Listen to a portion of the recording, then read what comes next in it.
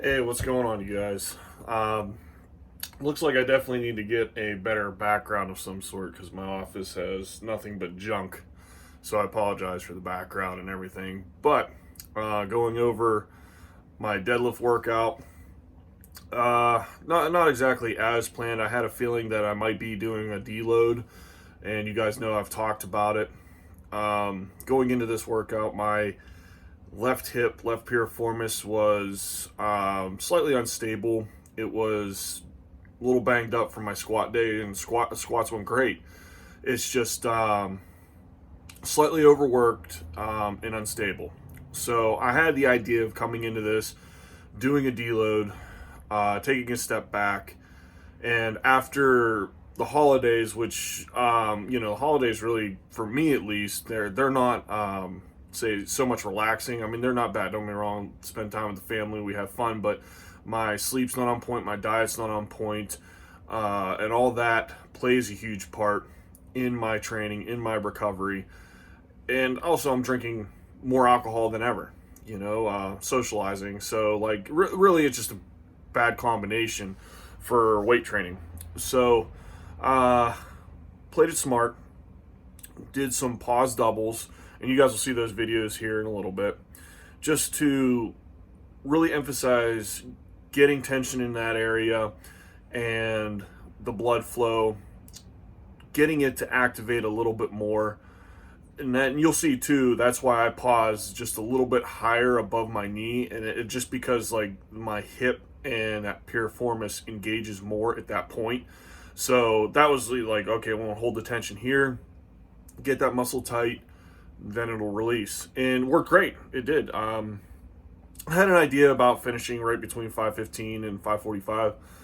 After doing 5:15, it was smooth. Definitely deliberately tried to pull a little bit tighter and slower out of the bottom, like just more time under tension. And it caused me to shake a little bit more, but that's what I wanted to do. Once I hit the 5:15, I was like, you know what, that's good enough. I don't need to go any further. So I didn't do any drop sets. I figured it was best from there, just go right into my stability stuff. So I just did some sit-ups on the glute ham machine. Should have got that on video, I guess. I was holding my boy, and he loves it. He giggles. It's fun to him.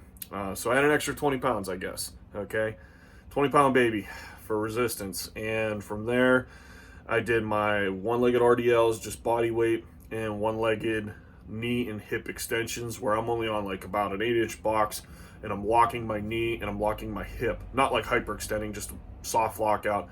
And the right leg was really good, but my left leg was unstable and it was shaking a little bit. After I did the first set of 25, the second set, it started to activate a lot better. And that's where I'm like, okay, things are working out. But I kept the volume down to a minimum today. So I did a lot less rep, a lot less set. And, well, yesterday, technically. I'm doing this part of it this morning. But regardless, feeling a lot better with that. I think this week I'm going to continue to deload. I think it would be for the best. This way, just like my last one, I came in the week after a deload feeling phenomenal. I hit all my weights. Everything was on point. Everything was great.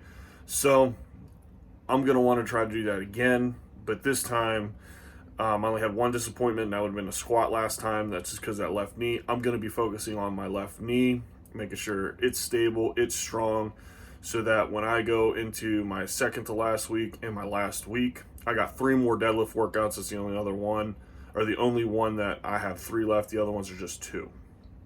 So I'm going to move forward, do a deload. I'll video all the workouts and everything else. I'll explain why I'm doing what I'm doing, just to help you guys out there maybe understand when and why you should deload. And I do have a video out there already explaining that.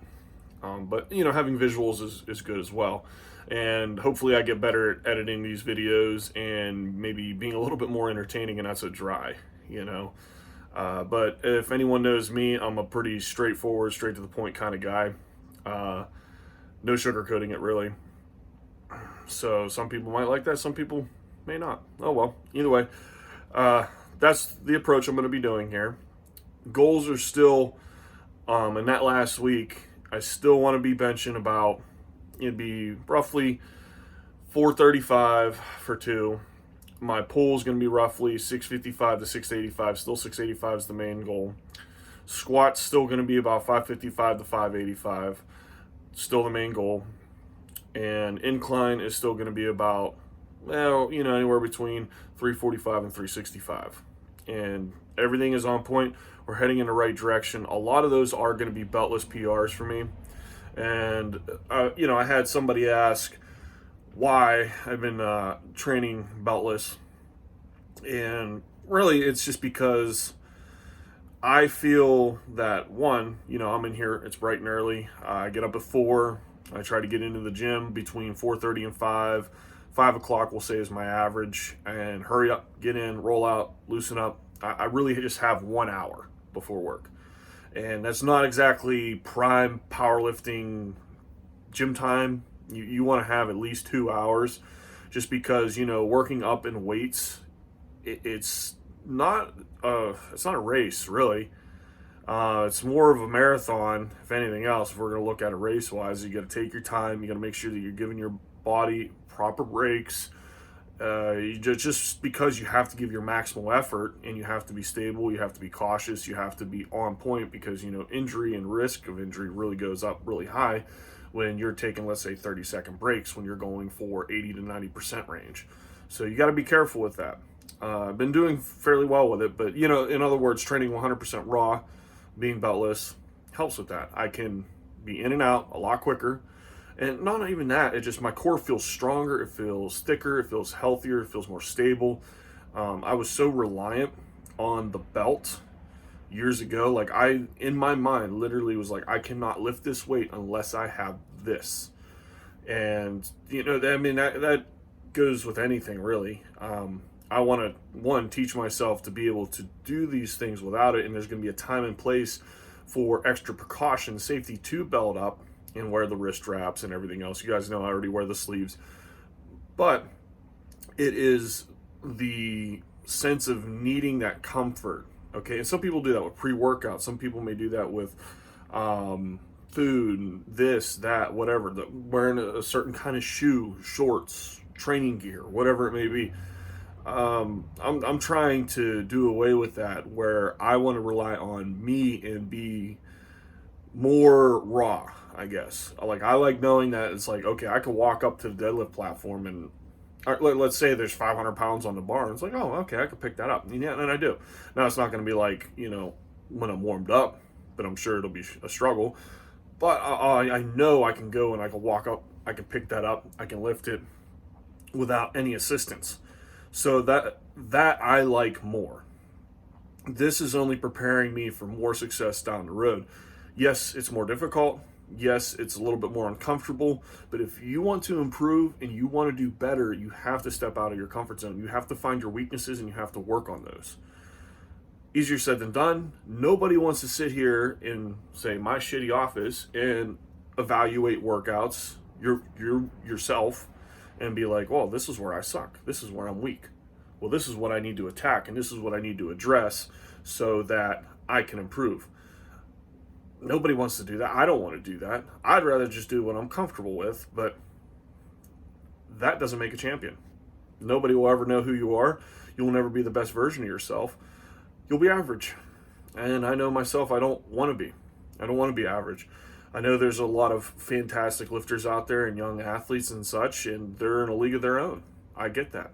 But I want to step on the platform. I want to be the best that I can be. And do I think that I have an 800-pound deadlift in me someday? I do. Do I think I have a 500-pound bench in me someday? I do. 700-pound squat? I do. I truly believe that. But I have to do what is necessary in order to get there. Okay, and that doesn't mean, like go super over the top and do this fad, that fad, or whatever. It's focus on the basics, focus on what I'm good at, but my weaknesses to sharpen my skill and my strengths so that I can improve. Very hard to do. It's not easy. Obviously, I've been doing this for a lifetime. Some people, when talking to me, think like I just woke up and was like, bam, here I am. Doesn't work that way. you know. But either way, you know, in closing here, you guys will be seeing my full deadlift progression starting at 365 up to 515. I didn't get the accessories on video. I suck at that sometimes and forget. Either way, I'll try to get better at that. If you guys don't already follow me on Instagram, it's Paul Yeoman, all one word. The gym is at @the_basement gym. And then please subscribe to this YouTube channel. I'm really trying to put out knowledgeable information, motivational information, and videos just to help anybody that is looking for that little bit, just to push them in the right direction and to improve both mentally and physically. Like you know, you guys have heard me talk about before. I think both go hand in hand. But I hope you guys liked the video. Please subscribe, comment below, ask me any questions you want or videos you want to see or hear, and that'll definitely help me with future content. Thanks again, you guys. I'll be talking to you.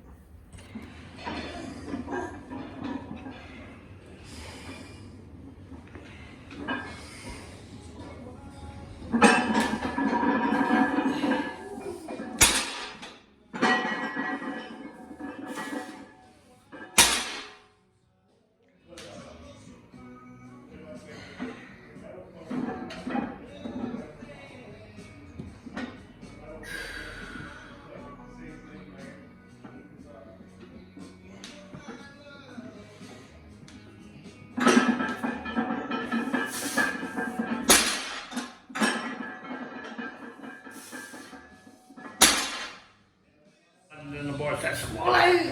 Yeah. I was like, I didn't hear a Hey, that was crack. the first time I missed the bench in almost a year, so.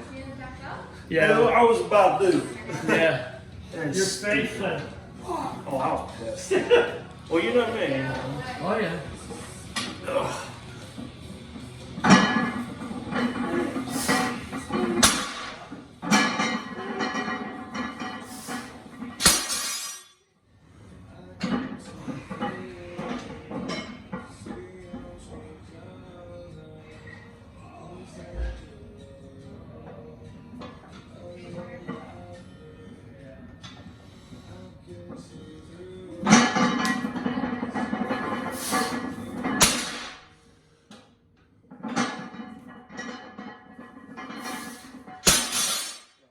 That's alright, I'm pitching.